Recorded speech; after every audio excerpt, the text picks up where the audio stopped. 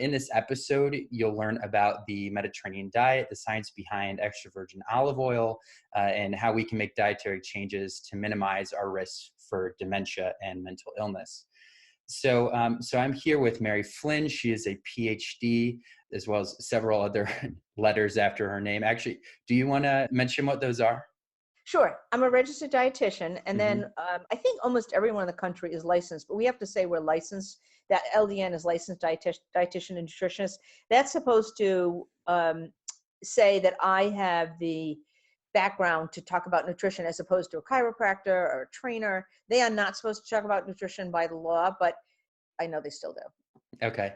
So she is an associate professor of medicine at Brown University. She teaches courses in nutrition at Brown. She lectures on nutrition at the Alpert Medical School, Brown University. She also has been a research dietitian at the Miriam Hospital in Providence, Rhode Island since 1984. Her main research interest is how food can be used as medicine, and her main food of interest is extra virgin olive oil, which she has been researching since 1998. So with all of those amazing things that she's been doing, welcome to the show, Mary. Thank you. Thank you, Nick. Yeah, of course. So I wanted to start with a discussion about the Mediterranean diet, and maybe to orient myself and our listeners, I think it'd be good to start with just a definition of what is the Mediterranean diet. Sure. And that's an important question because now it is confusing to look at the literature and know actually what you are talking about. So the Mediterranean diet traditionally refers to the diet that was consumed by the people who lived around the Mediterranean Sea. So it could be a whole country like Greece, or it could be part of a country like southern France, southern Italy. But what it is it was a diet of necessity. It was plant-based because it was a very inexpensive diet. Listeners that were around in the 90s or adults in the 90s will remember it used to be called a peasant diet. It's a very inexpensive way to eat, but it's very healthy. It's all plant-based. Very few animal products. A little bit of cheese used, a little bit of yogurt, but you did not daily have poultry or seafood or whatever. So why I say it's important to define it is now what it's morphed into is a couple of things. If you were to just Google it or look for a cookbook that said Mediterranean diet, now you see poultry in most of the recipes or seafood. The other thing is in the research setting, it's now defined most likely by the ratio of monounsaturated fat to saturated fat. So why that's a problem is you're talking about nutrients, not food. Now, olive oil, whether it's olive oil or extra virgin olive oil, extra virgin is the one with the health benefits, is high in monounsaturated fat. So if you're analyzing a diet in a Mediterranean country, you'd pick up a lot of extra virgin olive oil. Outside of those countries, in the United States, in Great Britain, most of Europe, when you do monounsaturated fat, you are not picking up olive oil, certainly not picking up extra virgin olive oil. But in the United States, what you're picking up is salad oils. So that could be canola, safflower, soybean. But more importantly, what you're picking up is beef. About up until 2005, the major source of monounsaturated fat in the American diet was beef. And then it was overtaken by salad oils because that includes frying oils. So now it's a little more than half of the monounsaturated fat is coming from beef or salad oils. The rest would be distributed in the food system. So when you look at studies that's from the United States, particularly in the last 10, 15 years, when they say the Mediterranean diet, if you look at the methods, if they're defining it by monounsaturated fat to saturated fat, or they'll call it the Med Diet score, they get scores for food, and they do include poultry and seafood, you don't see benefit. You do not see the health benefits. And so studies have emerged that said the Mediterranean diet doesn't do this. The Mediterranean diet doesn't do this. And they're all things that we know the Mediterranean diet, in its traditional definition, would improve. Okay. So it's more about the food than sort of the nutritional aspects. Yeah. Very much so. I started talking about food from a nutrition standpoint. I started talking about food in the certainly by the mid-90s. And it just, to me, made so much more sense, mainly because I initially started off in lipid metabolism when I did research, and low-fat diets were coming on the scene. And I knew low-fat diets did not improve health. And I knew that diets rich in olive oil did. So right away, I thought, fat's not the answer. It's the food. And that's how I switched to just talking about food. Believe it or not, 25 years ago, that was not mainstream at all. People would always say to me, what do you mean food, not nutrients, whatever? So that's where I became more interested due to olive oil. Yeah, and that goes along with some of the. I don't know if you read any of Michael Pollan's books, but I was recently reading some of those, and he has a seven word line of eat food, not too much, mostly plants. Yeah, Those well, are it's funny. I have read his books, but being in nutrition, this was my interest before he came on the scene. But when his books came out, it's kind of funny because students would say to me, "Oh, do you get your ideas from Michael Pollan?" I said, "Well, actually, no. I came up with them on my own." So, of and I'm course. glad. It's funny because people like him and Mark Bittman have done a wonderful job getting nutrition and getting people thinking about nutrition, more so than nutritionists. I will definitely say that. But I did. I was working in that area way before, maybe before his books came out. But it was kind of funny when it came out.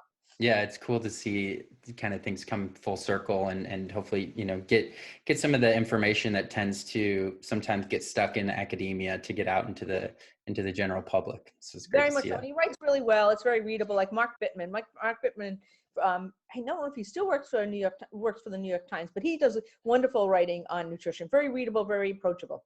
Yeah. Well, good. So since we've started with this definition of the Mediterranean diet, maybe we can dive into why it's important, and in particular through the lens of brain health. Uh, why should people consider the Mediterranean diet in comparison to other diets?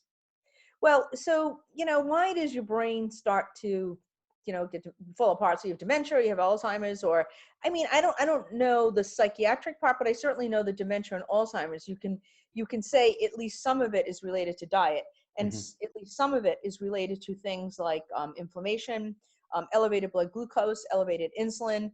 Those have been related to um, quicker, quicker getting to dementia, more likely to get Alzheimer's, and those are definitely improved by diet.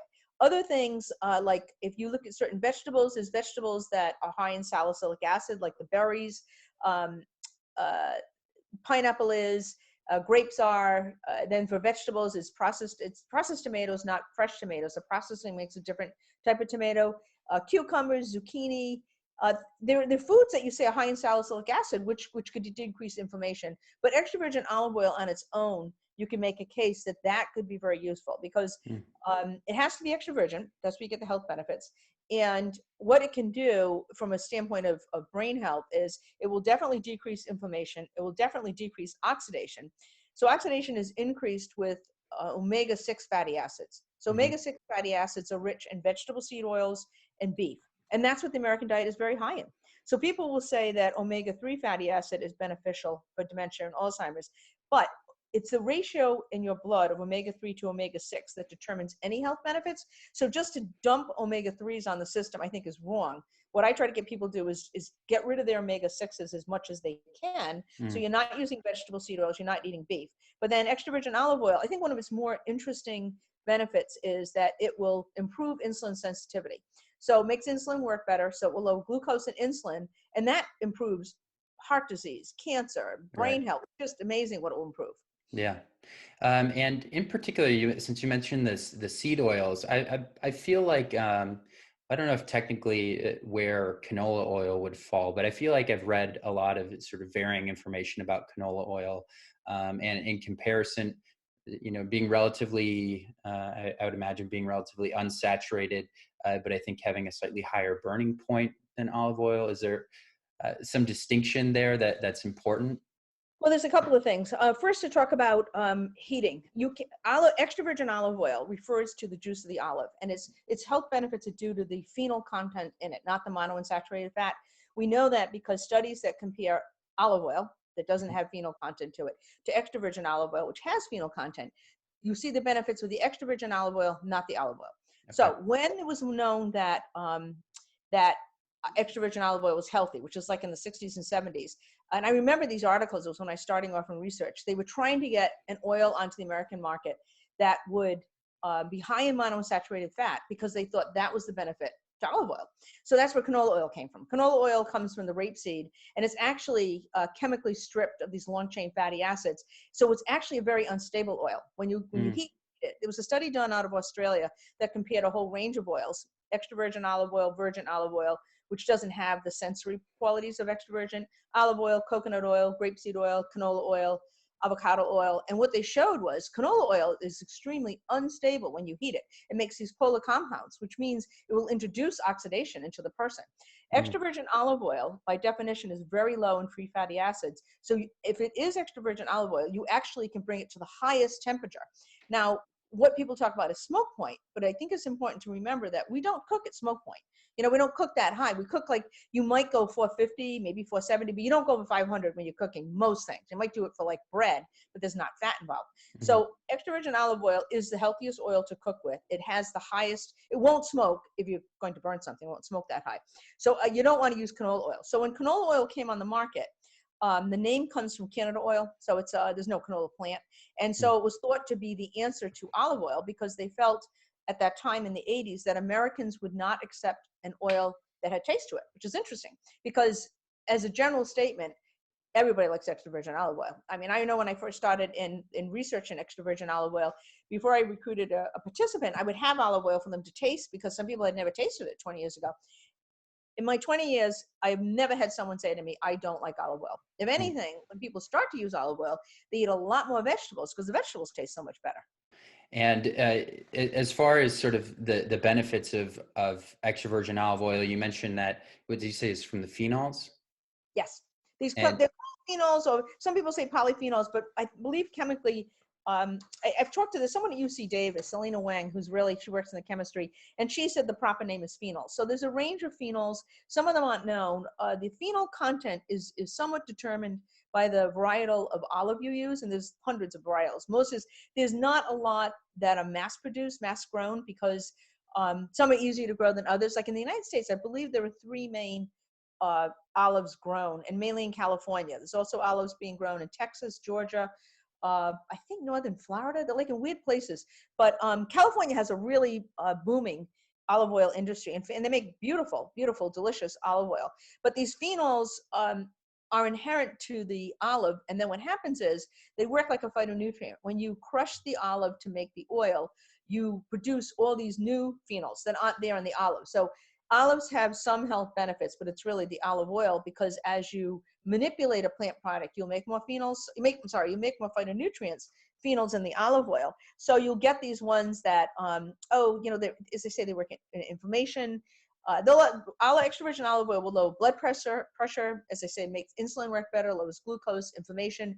It actually, I don't think this would be related to brain health, but you never know with HDL. HDL is not very easy to move. And I can't move it very much with diet or anything. It may move like 10%, but that's it.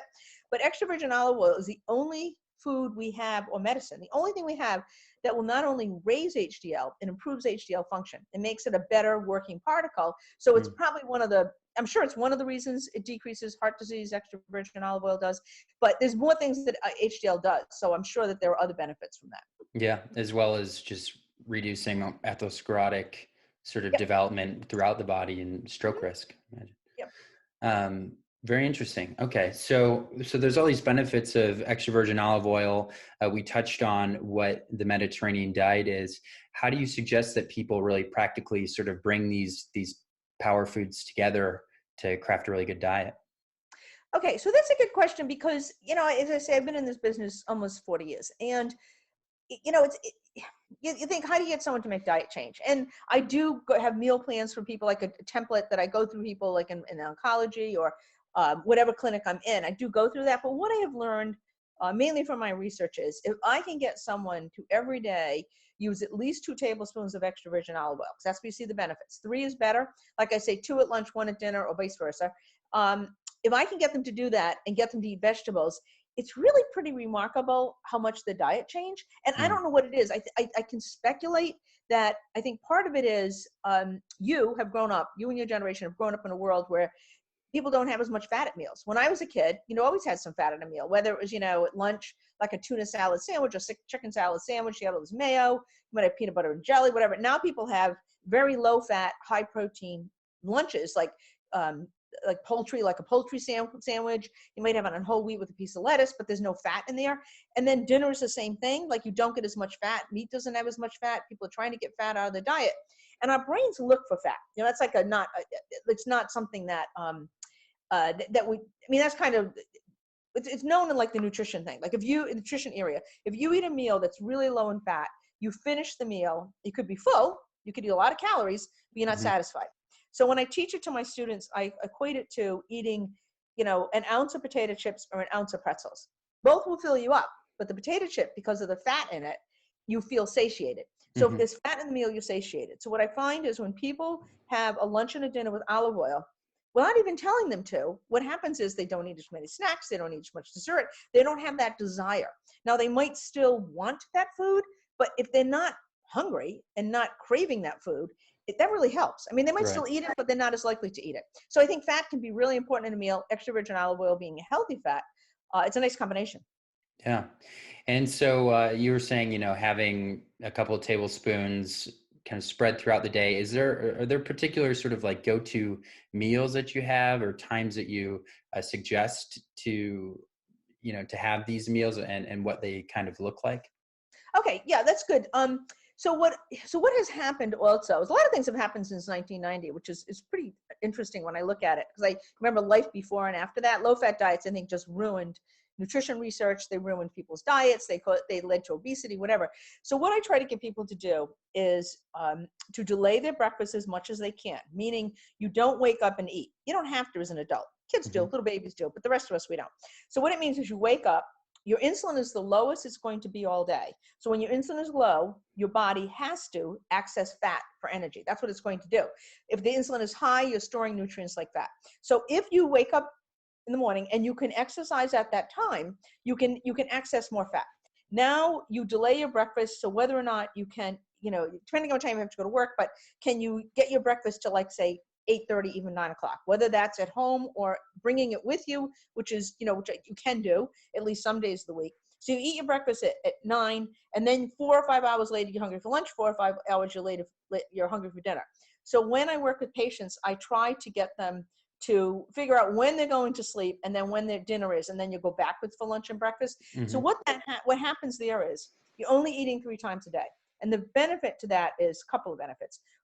One of the main benefits from a weight loss standpoint is we are less able to access calories from large amounts of food. So if you ate a whole bunch of snacks, those are small amounts of food, small amounts of calories, you can grab those calories, you can gain weight. So snacking is really good for little kids, growing kids, old people, sick people, people in chemotherapy, whatever. The rest of us, no. 3 meals are the way to go. You don't get as many calories. It's wasted. It's called thermic effective food. The other thing is, if you're only eating 3 times a day, you have these peaks and valleys in your insulin and glucose. And now, so that means when you get that valley, you're going to access fat for energy. But if you're eating all day, you're going to have this level field of glucose and insulin available, and it's going to feed cancer. It's going to feed atherosclerotic tissue, not good for your brain. So there's all these things that come off of it. So what I try to get people to do is meal plan, which I always say sounds so home economic-y, I know. But meal planning just means I know what my next meal is. I have a Hmm. rough idea what my breakfast is. I'm either bringing my lunch, or I know it's best if you can bring it, but I know what I'm going to purchase, and I know what my dinner is. The more you can do that, the better it is for your head. Because what happens is, I work a lot with the food insecure population. So this is a population that doesn't have money for the next meal. So this is a constant problem for them, because if you don't have money for food and you don't know where your next food is coming from, it sets up all this stuff in your head that just is really toxic. I mean, all the way around. But for the rest of us, if you know what your lunch is, and so you're hungry, let's say 11, 11:30, even 12. If you're hungry, you can wait. I mean, you can wait an hour. It's not going to kill you. Same thing at the end of the day. If you know the best as you can what time you're going to eat your dinner, you're probably going to be hungry an hour and a half before that. But if you know what your dinner is, you can wait. But if you don't know, if you're coming home and think, should I pick up pizza? Should I pick up a meal? What do I have? Should I defrost chicken? Should I get some fish? Whatever. That's where people start to snack. They start to eat food, grab food. So my recipes, I call them, it's a plant-based olive oil meal. They all start with 1 or 2 tablespoons of olive oil, and there's a cup of vegetables per tablespoon of olive oil, and then there's starch, pasta, rice, potatoes, bread, whatever. And that how much starch you have is dependent on how many calories. So in a typical day, a woman has around 6 or 7 servings of starch. So a serving of starch is an ounce of breakfast cereal, a slice of bread, 3 ounces of raw potato, an ounce dry weight of pasta, about a half a cup of cooked rice. So you can figure that out. So Hmm. if I can get a patient to try to eat this way at least a couple of days a week. That's my goal. That's all I say to them. I never expect anyone to change their whole life, but if you can try to change a couple of days, maybe a few more meals, maybe some lunches, then I think what people realize is they feel better. I got that from when I first started using this diet. That was one of the first things I got from patients was, I feel better.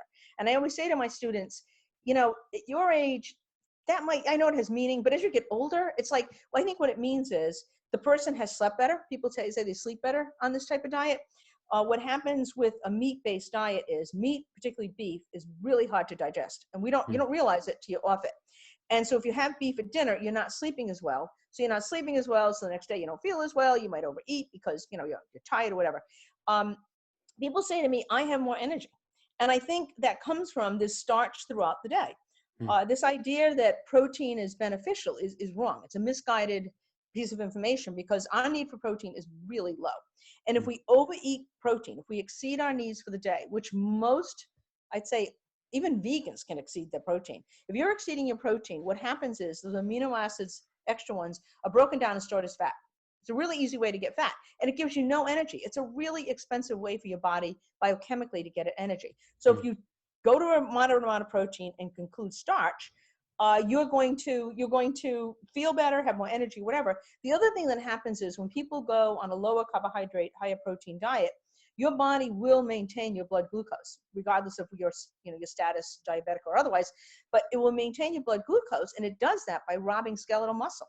So it's this whole mixed up biochemistry in your body when you go low carb. It is not healthy, it's more expensive, it's more complicated to put together, and it just isn't good for your body. Okay, so kind of then the main staples of the meal or of the diet then are the fats and the starch and the vegetables. And the vegetables, and the protein doesn't need to be as big of a component. No, and so what it is you can get all the protein you need from starch and vegetables. Mm-hmm. You look at vegan diets, a true vegan diet, which is kind of funny now because that term has morphed, I find, into people who just don't eat meat, and they might be eating, you know, God knows what for lunch. I mean, I had a patient recently, a healthy patient, who was using an Ensure for lunch. I mean, that's not a vegan diet. A vegan diet means there's many vegetables as you can get into. And a word on that, a couple of things is, even though in the United States it said fruits and vegetables, if you look at the literature, how food impacts disease development, vegetables are much more likely to improve our health over fruit. Fruit probably does, but the literature's not there. I'm not saying it's bad. That's why I emphasize vegetables. Vegetables also have a lot less calories. Then the other thing is what makes vegetables healthy? Things like color, or the whole cruciferous family, cauliflower, broccoli, kale, that crowd, cabbage. The components that provide health need fat to be absorbed. So if you're eating those vegetables without fat, you are not getting into your body what will fight cancer, that will fight the diseases that come from them. And so you're not getting that benefit. So cooking them in olive oil or preparing them in olive oil, cooking means you get more into your body. The components come in with the chylomicron. Definitely the carotenoids come in. The colorful components come in with the carotenoids. The components in the glucosinolates, the components in the cruciferous vegetables that are called glucosinolates, those are water soluble. And patients are very likely to steam their broccoli, steam their cauliflower. They're losing all that cancer protection. But they are preserved in fat. And I don't know how they're preserved. They might come in with the chylomicron. No one has shown that. But they're definitely shown to be preserved in fat, meaning they'll get into your body. And so perhaps it'd be better for cruciferous vegetables to cook them in oils as opposed to steam them. Yes, so definitely. like roast them in the oven with with little oil sea salt drizzle on them. Yep, that'll be good. Sea salt is always good. Awesome. All right, this is all new information for me, so I'm really glad we're having this chat. All right. So, and then one other thing I want to touch upon is, you talked about delaying the breakfast in the morning as a way to sort of take advantage of our insulin being the lowest. If we can get exercise in that time, we could access our fat storage. Would there be a possible benefit then to trying to make the dinner a little lower in the starch as a way to sort of help to bring the insulin even lower into the morning, or not necessarily? Well, I don't know, because it depends on how much starch you have. The idea that starch is bad is just so misplaced. I just have such a problem with that. So if you're not overeating starch, like most males, about 4 servings at dinner is fine. So 4 is reasonably generous. Now, you may be used to eating, half a pound of pasta. And Mhm. so if you cut it in half, does that look like less to you? Yes. But if you get people to realize what does a reasonable amount of starch look like, as opposed to how much people are consuming. And a lot of that has been driven by restaurants. So when I talk to patients about servings, people think of portions. And portions means how much do you eat, which can be completely different from serving size. It usually is. Right. Go to, like, if you went to say like a nice Italian restaurant, you got a side of pasta. And as I say, I remember this as a kid. I mean, you got about 2 or 3 ounces. It was like this much of pasta. It was a very small amount. But now I will periodically ask in a restaurant, if it's a pasta dish, how much pasta are you serving? And they always are serving 8 ounces. That is a lot of pasta. Mm. So that's how eating out becomes a problem, because people are used to finishing that portion. Now they come home, this looks so small. But if that reasonable amount of starch is accompanied by a couple of cups of vegetables cooked in olive oil, the bulk is there. And so you feel full when you finish the meal, and the olive oil keeps you from getting hungry. So it's a nice combination. When I started using these diets, one of the first things I got back from patients, feedback, unsolicited feedback, was, I am not hungry and I'm losing weight. And that sounds like magic. It's not magic. Your calories are controlled. It's just that, why do people go off weight loss diets? They're hungry. That's like the major reason. The compliance goes down. Right. So the olive oil keeps them from getting hungry, and they'll stay on the diet and they can lose weight better. The other thing I got was, this is so inexpensive. So people look at extra virgin olive oil and think it's expensive. But if you do price per tablespoon, it's actually pretty reasonable. And considering it functions almost as much like a medicine, it's really cheap. So that gets into buying of olive oil, which I'll just touch on for you, is that in the United States, the government does not well control labeling of extra virgin olive oil. Mhm. So you go to a market and you really don't know what you're buying. You have to know if it's a reputable company. Now, some I know, like Colavita is very good. This is a company called Cobram Estates. Those are ones that I know because I work with them and I know that they do testing. There are certainly other ones out there. I just don't know who they are. And I'm always saying to companies, send me your data. If your data is good, I will recommend you. But what you can look for is the California Olive Oil Council. It's COOC. Mhm. They have a little label that they put on olive oils out of California.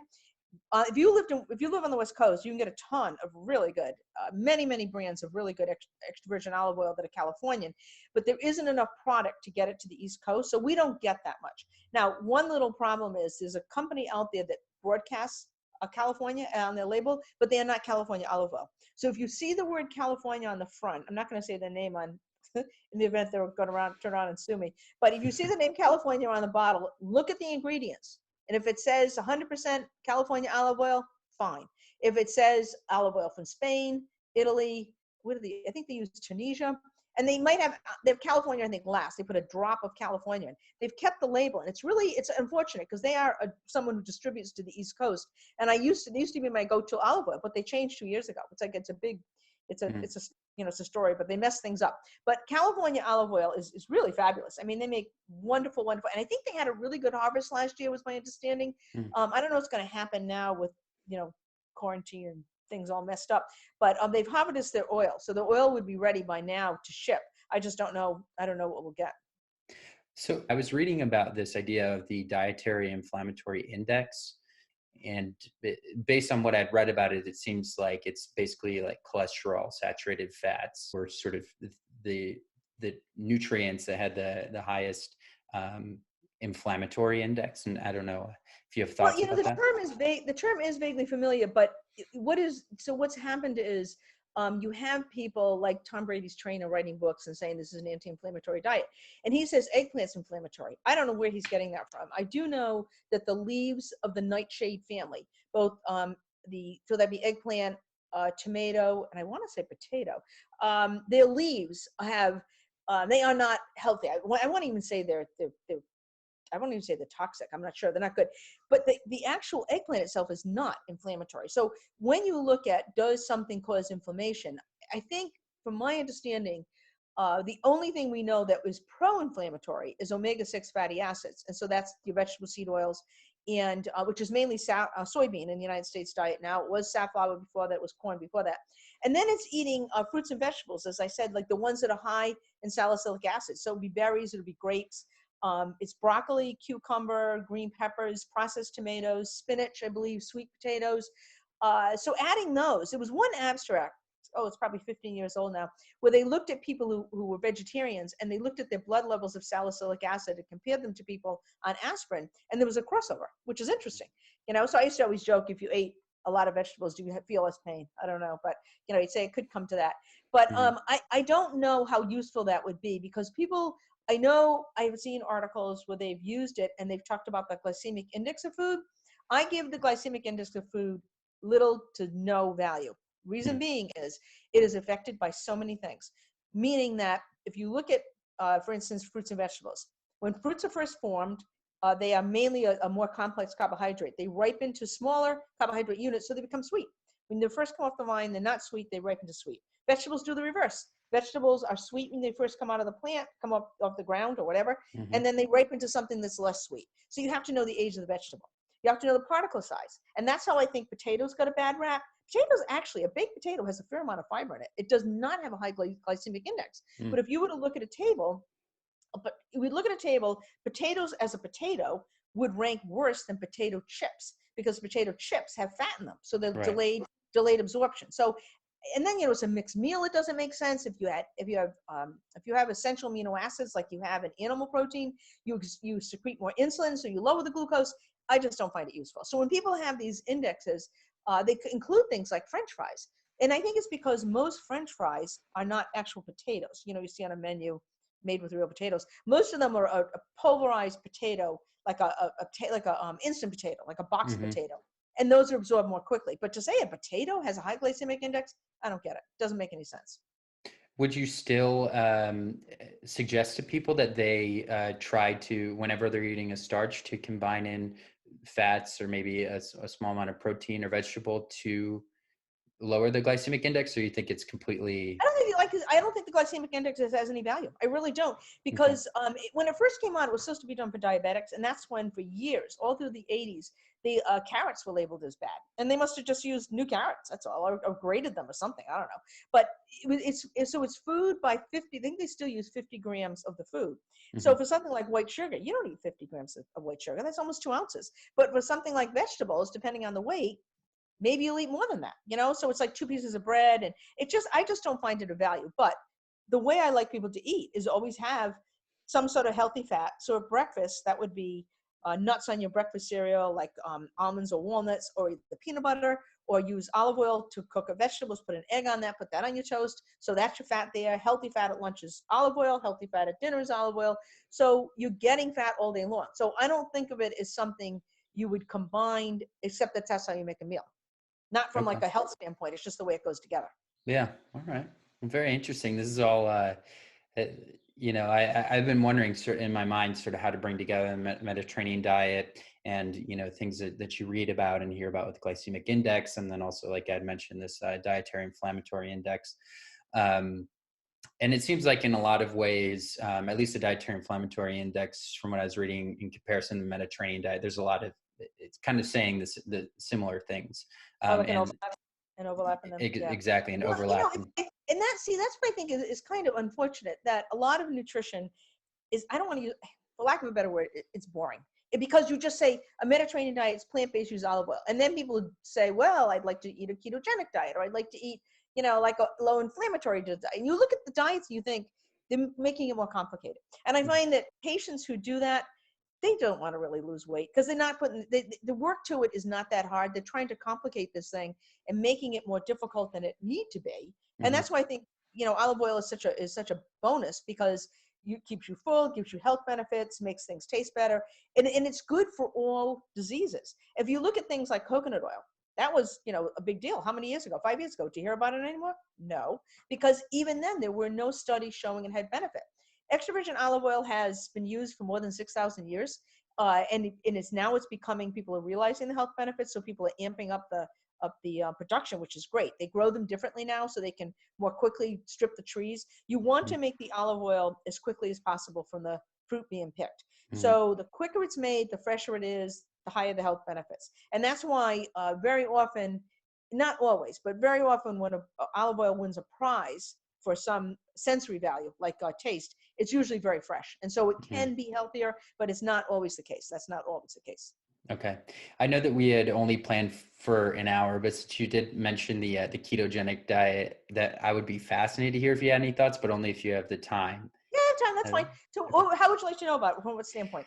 Well, yeah, your thoughts about it. I kind of touched on it a little bit before with talking about this idea of maybe trying to have a dinner that would kind of help to keep your insulin lower as you would, Okay. throughout the night and continue into the morning. So kind of doing time restricted eating or sort of intermittent fasting for 16 hours a Well, day or that's it. something. You know, when people say intermittent fasting, that's what I point to. If you have your dinner at a reasonable time, uh, and then you go to sleep, and to be, and I mean, this sounds really stereotypic, and so I apologize in advance for this. But I find very often when people are eating late, it's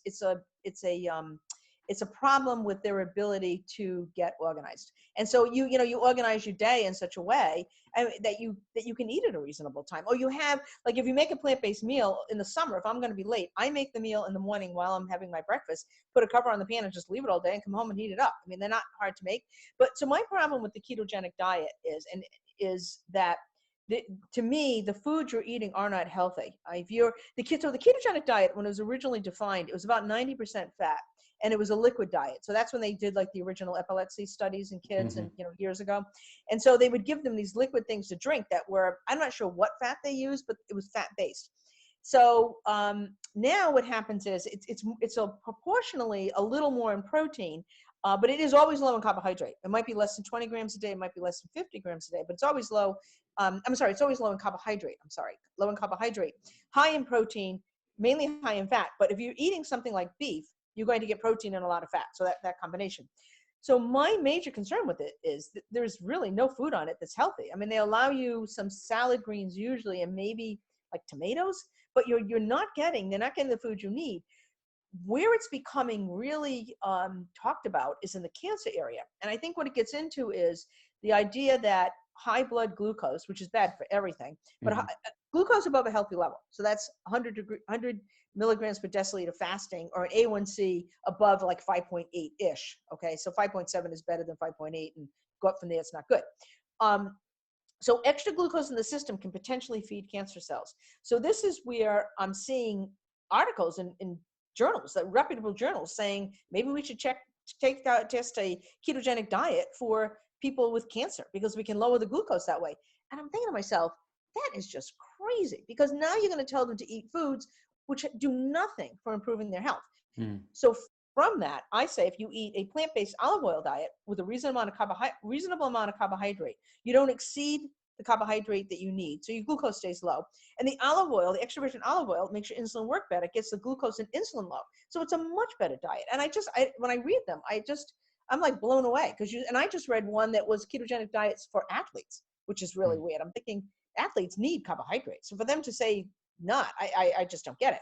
So I just see them as unhealthy. The other thing is, people don't go into, ketosis, like bad ketosis. They make ketones, but when this became popular, which was around 2000, 1998, 2000, I was teaching undergraduate nutrition, and I had a whole bunch of young males on ketogenic diets, and it was because Atkins was really big at that time. And I used to say to them, if you were in an ER, you're an ER, nurse or physician, and someone came in and you picked up ketones in their blood, you wouldn't say, "Oh, great, that's wonderful." It's not wonderful. It's changing the pH. It's oxidizing the body. It oxidizes LDL. It does all these awful things. Yes, you're losing weight, and losing weight is always a good thing. But how you get there, you want to get there a healthy way, and a ketogenic Mm. diet is just not going to do that for you. That's an interesting sort of summary, and I've seen that before, where people sort of, as part of the ketogenic diet, you can eat a lot of meats and fats and vegetables, but the vegetables kind of go at the wayside for people. They tend Yep. to just eat a lot of Well, bacon and it's only 20 grams usually. Some people allow you up to 50. I think over 50 grams of carbohydrate, you're not going to make ketones, and that's where people think that it's advantageous. They say it changes the chemistry of the cancer cell. As I say, I'm blown away. I was talking to my students about it. The class that I teach in the spring is small, and I was talking to them about it. And I said, if you want to use it, because they have to do a case where they have to get someone to lose weight, I said, go ahead and do it, because I said it is becoming mainstream. I just want you to know why it's not healthy. And that's where I think, and I see dietitians recommending it. It's not just, physicians, but I think that people are not looking at the long game and saying, I can get the weight off this person, I can get the glucose down, but what am I doing to their health? What am I doing to the Right. other risk factors? And you can do that with extra virgin olive oil as opposed to using a lot of protein. So kind of everything just pointing back to this, to keeping it vegetable based or keeping it plant Yeah. based, Yeah. having a reasonable amount of carbohydrates and having healthy fats, extra virgin Yep. olive oil, things like nuts and things like that. The other thing is if you're not eating enough carbohydrate, your body's going to have to use protein for energy, have to break it Hmm. down. And that's much more complicated than using carbohydrate. Carbohydrate is the easiest, then lipids, fatty acids. And protein is just, it's got to, I mean, you've got to go through the amino acids, have to be changed to glucose. And it's just like this mixed up biochemistry. And you're potentially robbing skeletal muscle to get some of those amino acids if you don't have them available. So I don't know. I always say to my students, never forget your biochemistry. Right. Biochemistry is key, because if you lose that and now you're looking at a diet, I said, just think it through. I said, Hmm. it doesn't matter how it's advertised. It doesn't matter how it's promoted. Think it through and say, years from now, have this little voice in your head saying, does this make sense? I mean, is this something I should be doing? So Right. that way. Well, thank you. I feel like we've done a really good sort of exploration of the Mediterranean diet, about extra virgin olive oil and some of these different sort of fad diets that have come out. I do like to end the show with a question about just brain health in general, and you being, a high achieving, energetic person. I'm curious, is there anything that you've found in your life, maybe other than what we've already talked about, that is sort of a powerful, non-cliche strategy or technique that helps you have good brain health? All right, for me, I can name two things. So one of them is I start every day speed walking. I wake up with a ton of energy and I have to disperse it, I always think, but it clears my head out. It's Mm, just phenomenal how it clears my head out. And I also find when I'm walking, I think of these things. Like even this morning, I was trying to figure out this work related problem. And it's like, wow, it came to me. I said, then, it's just like I just find it very beneficial. I don't think you can overestimate how much benefit exercise gives you. The other thing is, I've run my entire life, I'm Irish Catholic, practicing my Catholic faith, and I do think there's tons of problems with Catholic Church. And my father always says, he always says, don't confuse the Catholic faith with the Catholic Church. And so my prayerfulness, I think prayerfulness for me is really hmm. important, because it gives me a sense of like there's something beyond me, that when, my thinking is I should make the world better when I leave it. It isn't about me. It isn't about making me better. And that Hmm. releases a lot of stress, because to me, you're not saying I've got to do this. And if this happens, it's like, I believe in what I call divine order, which is a common term, but it means there's a reason for everything. And I find that very often, if you look back on your life, things that you thought were the worst things that could happen to you, if you go through it and think it through, it actually is a really growing experience. And so it becomes really beneficial. And so it's not that bad. And so whenever something really awful happens, I always have to say, okay, what is good can come out of this? And it Right. usually does, so those are my two things. It's like prayer and walking. And it's like how people meditate, people find meditation Right. useful. So that I think could be, but I think prayer in a lot of ways is meditation. It's just Hmm. meditation with a higher meaning. So Right. those are my, Awesome. Thank you very much, Mary. I really appreciate you're hearing those welcome, Nick. thoughts, and I'm excited to sort of be collecting everyone's different little brain health nugget at the end of the show. So thank you very much.